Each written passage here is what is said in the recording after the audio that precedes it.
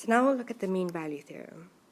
And the mean value theorem says that if f of x is continuous on closed interval ab and differentiable on open interval ab, then there exists a c such that the derivative at this value c is equal to f of b minus f of a over b minus a, where c is between a and b.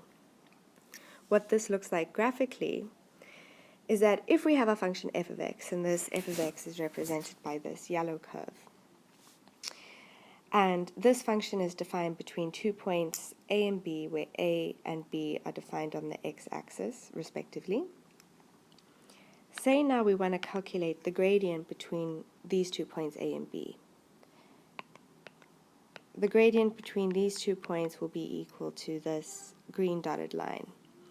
And the way we calculate that is actually through this expression that I've highlighted in green in the mean value theorem. So now this gradient has to be equal to the gradient at c. Okay, so the only way that is true is if we move this curve up, this straight tangent line up to touch the curve so that it looks like that, where it's touching at this point. Let me draw it closer. So now these two are parallel and it is touching the curve at this point. According to our mean value theorem, this is our point C. Okay, so what is the point of this? Why do we need to know this? Well, if we look at an example, say we have f of x is equal to x cubed plus 2x squared minus x on minus 1 to 2, and we want to find all the values of c that satisfy the mean value theorem.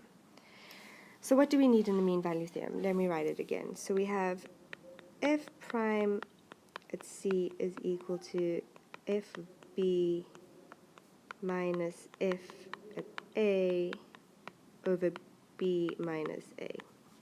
So let's find all of these terms. First, let's find f of b. F of b will be equal to f of 2.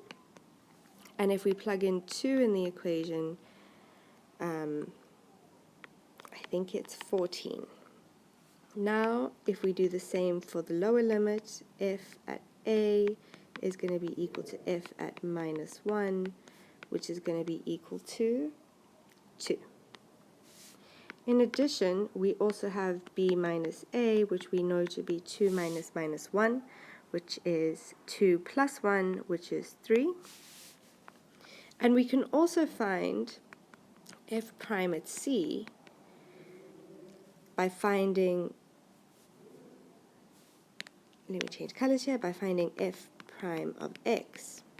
So let's find the derivative of f of x. This will be 3x squared plus 4x minus 1.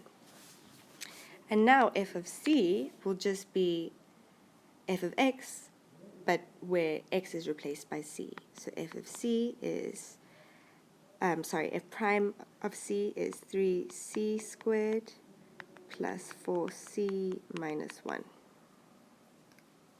Okay, so let's put this all together.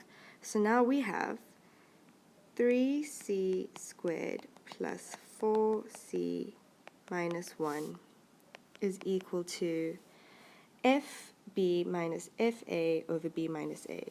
fb is 14 minus fa is 2 over b minus a is 3, so that is equal to 12 over 3, which is 4.